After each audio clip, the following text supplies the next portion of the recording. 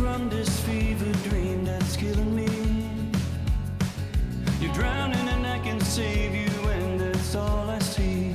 Over and over, over and over. Ik sta hier op het Okzaal. Dat is een soort van balkon, zeg maar, in de Kuiperskerk in Sas van Gent. Want daar zijn wij neergesteken met de zomer van ZVL vandaag.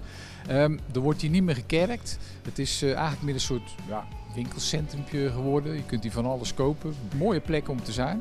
En mijn eerste gast vandaag, dat is Theo Sarneel. En Theo die gaat mij vertellen over een legendarisch figuur uit Sas van Gent.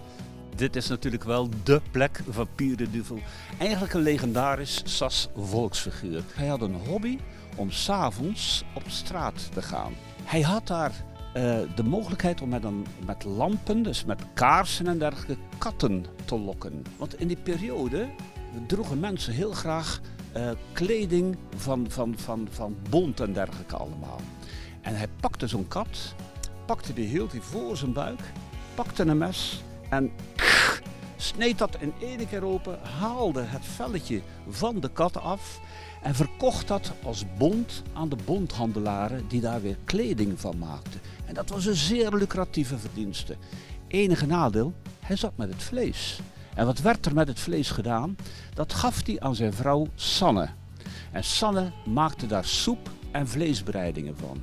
En zij verkocht dat als konijnenvlees.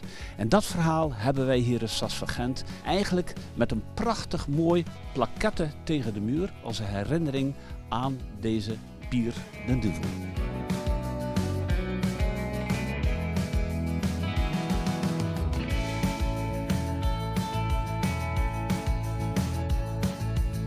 Ja, we staan hier bij de pomp op de markt in Sas van Gent. Belangrijk punt voor carnavalsvierend Sas van Gent.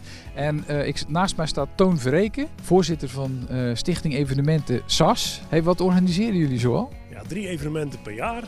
Eentje is echt Koningsdag natuurlijk. En in de zomer altijd een uniek evenement. Dus dit jaar is het Alleskunner in het Industrieel Museum. En in de winter hebben we altijd de winterfestijn. Waar we een rolschaatsbaan voor kinderen neerzetten met allerlei randactiviteiten. Veel te doen, maar nou even de Alleskunner. Wat is dat? Ja, dat zijn eigenlijk allerlei knotsgekke spelletjes die je kunt doen. Dobbelsteentjes stapelen op elkaar, kaartenhuizen maken. En op een gegeven moment valt er elke keer iemand af. Dus als jij gewoon niet de slechtste bent in iets, dan kom je eigenlijk tot de finale. En dan kun je uiteindelijk toch trots de Alleskunner van Sas van Gent zijn.